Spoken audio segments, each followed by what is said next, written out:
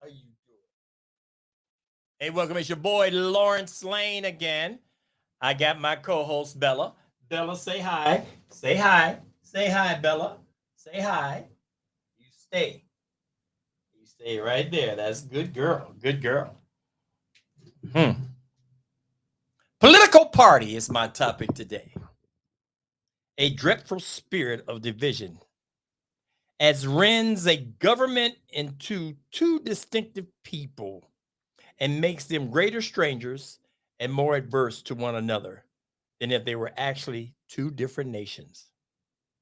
Things inseparable from free government, organized opinion. Mm. I want to say congratulations to Mayor Blackwell, her third term getting sworn in. This is going to be an interesting year. As you know, I'm more focused now on my youth. It's something that I do believe is necessary. We have lost a generation, it seems. There's a lot of things that are occurring, uh, and we're losing lives. I'm focused. 2024. Now, I was thinking about something, and I want to jump on this for a little bit. At one time, most African Americans were Republican, and then there was a lot of different things that happened. I think in and around maybe I think between 1950 to 1960, and as you can tell, a lot of us now are Democrats. What has that party done for you? Mm. Now, I'm not against Democrats. I'm going to ask a question. What has the Democratic Party done for African Americans? Quite a bit, some of you would say. Not enough, many of you would say. Not understanding the political process, you think that the president has all the power. And of course, Obama didn't do a doggone thing. But I found something that was interesting. I was watching a conversation with a lot of Black individuals for Trump. Blew my mind. I could not believe it. Not only could I not believe it, I could not understand it. It has nothing to do with the fact that he is Trump. More or less, his politics are not something that I think is going to help us. If you give this man free reign, what damage can he possibly do? Quite a bit. Quite a bit. He wants to be a dictator, but it's fine with some of those individuals just because he's a Republican. I think what is wrong with a lot of us today is simply this. We've gotten away from the people and we're more party driven. And because of that, there's so many backroom deals that it is ridiculous. What about the people? What about the people? It is extremely important that we focus on our local politics because that's the only place where you actually have a chance to see change. Hopefully, you'll understand that. Now, with that being said, that's all I'm going to say about it. Think about it. Think about it. The things that I see that are occurring now in our school systems and with different organizations is just amazing. I cannot believe the direction that some of our political agendas are going towards. As you know, I have been critical of the Garfield school system. Basically, not the system in a whole, but you're third from the bottom when it comes from being successful as a school board. I've also expressed many times that it is time for Nichelle Daniels to step down. I love Nichelle Daniels. I think she's a beautiful person. I just think she's doing a terrible job as a school board president. Of course, I got a lot of you know, a lot of back blow from that, but I speak my mind. And that's the problem. We are so committed to people and organizations that we don't know how to be committed to the truth. Our kids are being destroyed out here. We are losing minds daily. And most of the people that are in charge, they're focused on their careers only. It's enough room in your head, I hope, for both, and enough room in your heart to actually achieve those goals. I have had the pleasure last year of meeting some terrific people, and I want to tip my hat to him. Tim Tatum, I think, is an excellent council person.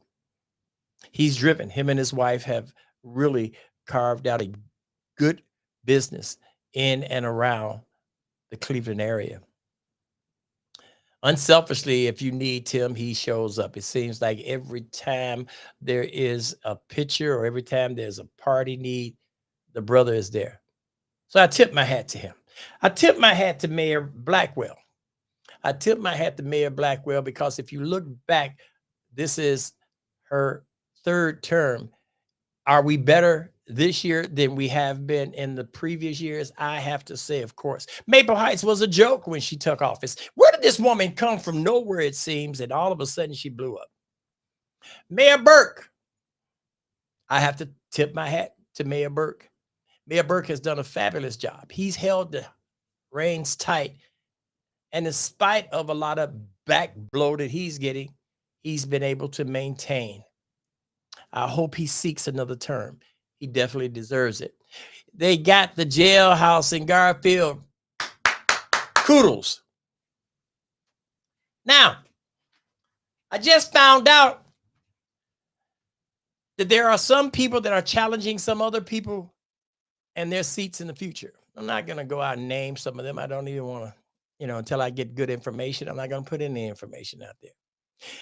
But one of the problems that I have is it's amazing to me how we allow ourselves to get trapped in the situations that personally will do us no good. It does not support the agenda of the people, but we just want to be noticed. Be careful. Don't let anyone use you. I actually don't understand how. Well, yes, I do. Money changes people. I was getting ready to say I don't understand how people can allow someone else to use them, but for me, it's money, and that's what they do. Where are the true people that truly care about individuals? Where are those peoples? Where are those teachers that truly cares about the students? They're out there. A lot of them has quit in Garfield, but they're out there. My point is this. This year, we need to focus on continuing this greatness that we see. Now, I, at one point, had changed my mind about even being involved in this political arena because I got frustrated with the systems and the way that things have been going. But then I had a conversation with somebody. He said, listen, if you want to make change, you have to be in a position to make change. I don't like politics, but there's no way to create change unless you're sitting at the front table, which is really something that I didn't want to do and don't want to do. But I need to look at some of the people that are sitting there, and we need to have some conversations. I'm getting ready to get involved reluctantly. So I'm going to do something I very seldom do. I'm going to take back some of my comments about not getting involved. But again, I don't like politics. I think it's disgusting, some of the deals and some of the flip-flopping that I see. You think you can trust a person, and before you know it, they're flipped, they're over here. They say they're not going to do something. You got to step back. You got to pretend you like someone. It's a system that's demonic almost, and it's sad. And then on top of that, if you really want to see something get done, you almost have to barter for it. And then you almost have to include things that you necessarily don't approve of. But I want to say this about the Southeast side. There's an opportunity for a lot of the new mayors that's been in position to do some great things here. I'm excited about what can occur I'm looking around and I'm seeing different positions that have changed. Mayor Blackwell is a great mayor. I have to say that. I think Mayor Burke is a great mayor. I can go on and on. I can see the different changes that occurred in Bedford Heights, where they've changed mayors, and I don't know a lot of the other individuals. Brad Sellers in Warrensville, great mayor. What do they all have in common? They're all African Americans. And look at the communities; they're not going down. Housing value going up. School in Maple Heights is nowhere as near as dysfunctional as it is in Garfield Heights. Now, that's not a direct responsibility of the mayor. However, it's still in their city. We need a change in Garfield. I heard something that was really, really discouraging, where they said it was not a lot of African Americans in Garfield, and that's why the school system is suffering. I don't know if that's true or not. What I do know is this: we need people that truly care about our students. I don't care what color you are. But we also need for people that's going to teach to understand the culture that they're teaching in. That's just as important. So there's a lot of different things that we can point out that's affecting our children. But we can't leave the parents out. That's number one. They are supposed to spend most of the time with that child. But what has happened is the parent has changed. The parent seems to want to be more of a friend with the child opposed to being someone that would be a mentor, someone that would be a guardian, someone that would be a teacher, someone that would be a true parent. So we got a lot of problems, and it's not going to change. The system itself, sometimes when a Band-Aid is needed, they perform surgery and they create more problems. It is a goal of mine to continue with my programs and to establish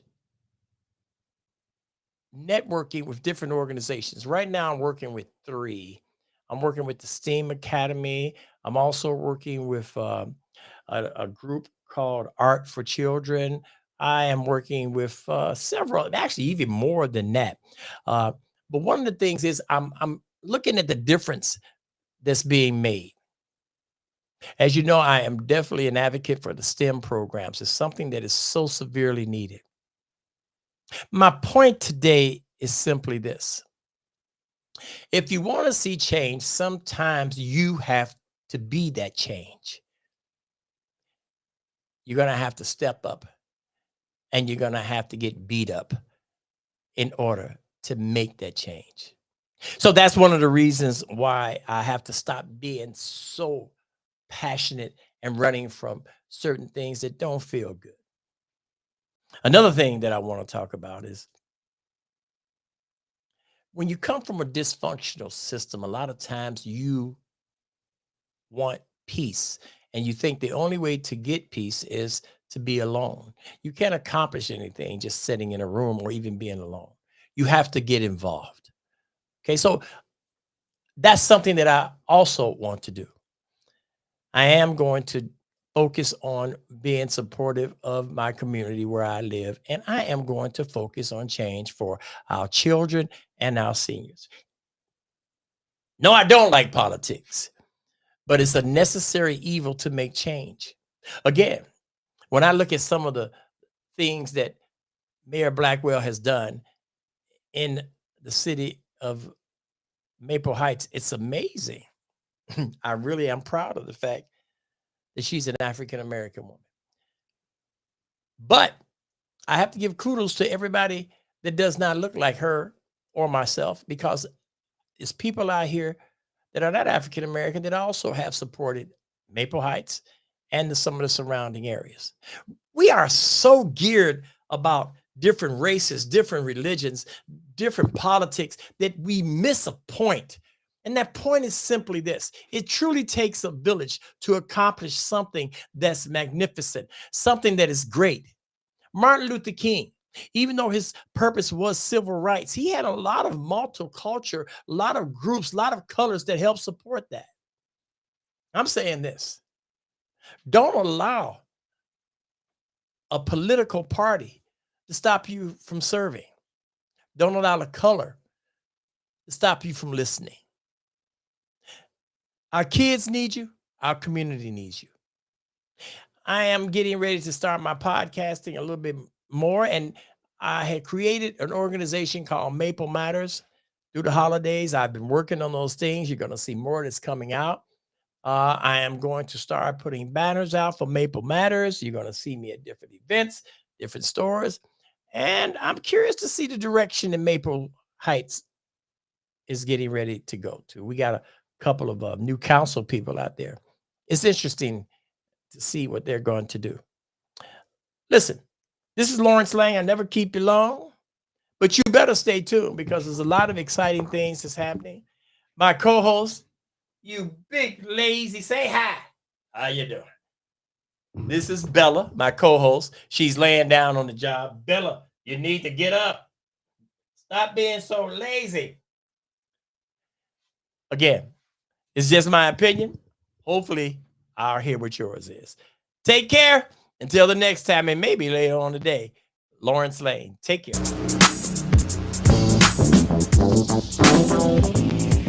Hey.